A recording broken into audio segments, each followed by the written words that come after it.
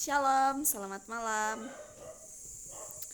Di sini saya akan memaparkan atau menjelaskan tentang fungsi agama bagi masyarakat yang disusun oleh Adil Masokan Paembonan, Alfrida Palibontong, Apriani Mangiu, Brincayer Gita Sumalong, Debi Natalia Tandek, Diana Mantolo, Irfan Febrianto, Michelle Liku Allor, Trinasli Lola Alebang, Wawan Parebong, dan saya sendiri Gabriela Datulinggi yang mewakili.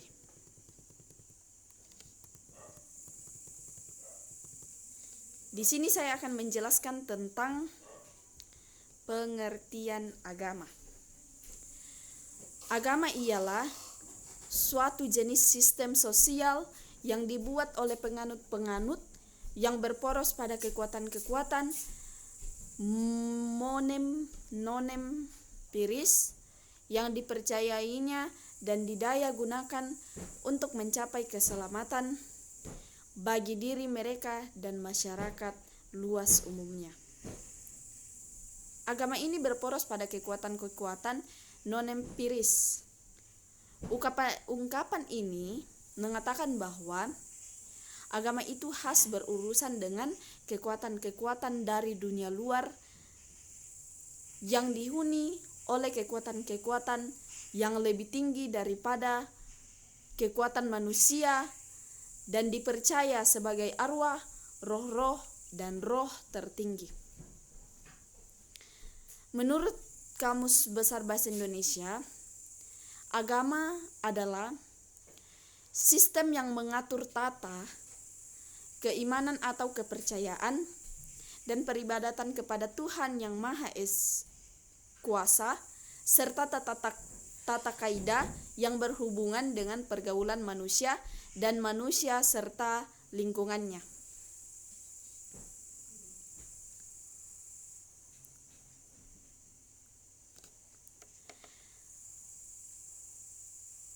Adapun para ahli yang mendefinisikan agama, yang pertama Thomas, menurut Thomas, agama ialah pendayagunaan sarana-sarana supra atau empiris untuk maksud-maksud menempiris atau supra empiris. Yang kedua, menurut Milton Yinger, melihat agama sebagai sistem kepercayaan dan praktek dengan mana suatu masyarakat atau kelompok manusia berjaga-jaga menghadapi masalah terakhir dari hidup ini.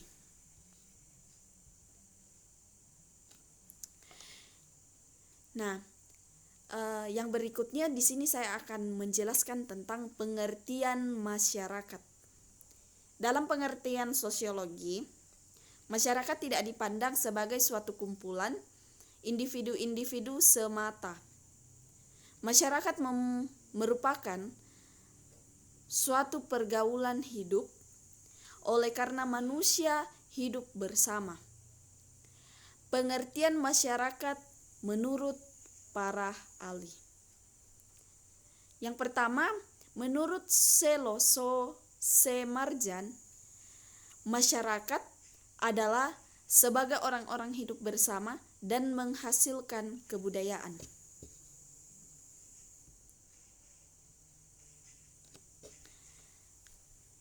Dan menurut John J. Macionis, masyarakat adalah orang-orang yang berinteraksi dalam sebuah wilayah tertentu dan memiliki budaya bersama. Di sini saya akan menjelaskan lagi tentang fungsi agama bagi masyarakat. Dalam prakteknya, fungsi agama dalam masyarakat antara lain sebagai berikut. Fungsi edukatif. atau bisa dibilang pendidikan. Ajaran agama yang dianut memberikan ajaran-ajaran yang harus dipatuhi. Ajaran agama secara yuridis berfungsi menyuruh dan melarang. Kedua unsur suruhan dan larangan mempunyai latar belakang mengarahkan bimbingan agar pribadi menjadi lebih baik dan terbiasa dengan yang baik menurut ajaran agama masing-masing. Yang kedua, fungsi penyelamat. Keselamatan yang diberikan oleh agama kepada penganutnya adalah keselamatan yang meliputi dua alam, yaitu dunia dan akhirat. Dalam mencapai keselamatan itu, agama mengajarkan kepada penganutnya melalui pengenalan melalui masalah sakral berupa keimanan kepada Tuhan, pelaksanaan pengenalan kepada unsur atau zat supranatural, tertujuan agar dapat berkomunikasi dengan baik secara langsung maupun dengan perantara.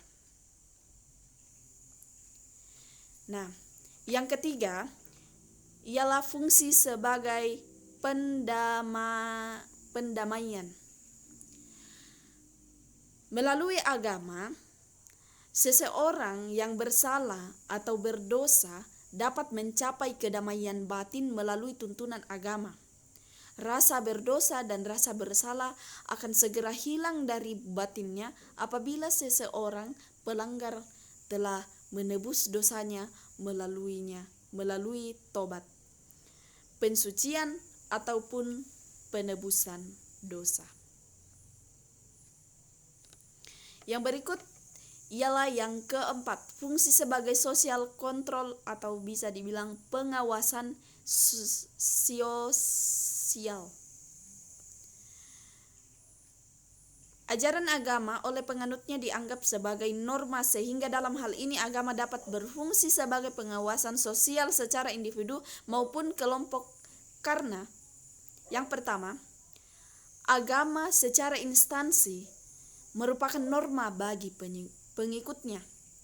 Dan yang kedua, agama secara dogmatis atau ajaran yang mempunyai fungsi kritis yang bersifat profetis atau wahyu kenabian. Yang kelima, fungsi sebagai pemupuk rasa solidaritas atau kesetiakawanan. Para penganut agama yang sama secara psikologis akan merasa memiliki kesamaan dalam satu kesatuan iman dan kepercayaan. Rasa kesatuan ini akan membina rasa solidaritas dalam kelompok maupun perorangan, bahkan kadang-kadang dapat membina rasa persaudaraan yang kokoh. Yang keenam, fungsi transformatif atau berubah-ubah. Ajaran agama dapat mengubah kehidupan kepribadian seseorang atau kelompok menjadi kehidupan baru sesuai dengan ajaran agama yang dianutnya. Kehidupan baru diterimanya berdasarkan ajaran agama yang dipeluknya itu kadangkala mampu mengubah kesetiaannya kepada adat atau norma yang dianut sebelumnya. Berikut yang ketujuh, fungsi kreatif atau kemampuan menciptakan sesuatu yang baru. Ajaran agama menolong dan mengajak para penganutnya untuk bekerja produktif, bukan saja untuk kepentingan dirinya sendiri, tetapi juga untuk kepentingan orang lain. Penganut agama bukan saja disuruh bekerja secara rutin dalam pola hidup yang sama, akan tetapi juga dituntun untuk melakukan inovasi penemu baru. Ya, berikut yang terakhir, fungsi sublimatif. Segala usaha manusia selama ini tidak bertentangan dengan norma-norma agama. Bila dilakukan atas niatan yang tulus, karena untuk Allah merupakan ibadah. Agama yang berlaku atas masyarakat bagaikan obat bius. Agama meringankan penderitaan, namun tidak menghalangkan kondisi-kondisi yang menimbulkan penderitaan. Nah, berikut adapun dari atas kami mempunyai kesimpulan dari apa yang kami paparkan ini. Berikut kesimpulan kami, tidak dapat dipungkiri bahwa Indonesia merupakan negara yang sangat terkenal pluralis, baik dari segi sosial budaya maupun agama. Agama merupakan suatu kepercayaan yang dijadikan pedoman dalam menjalankan kehidupan sesuai dengan yang diajarkan agamanya. Antara lain, yang pertama, agama Hindu, yang kedua, agama Buddha, yang ketiga, Konghucu, yang keempat, Islam, yang kelima, Kristen, dan yang keenam, Katolik. Kepercayaan tersebut beraneka ragam, di antaranya adalah dinamisme, animisme, politeisme, henoteisme, dan primitif monoteisme. Demikianlah pemaparan kami tentang fungsi agama bagi masyarakat.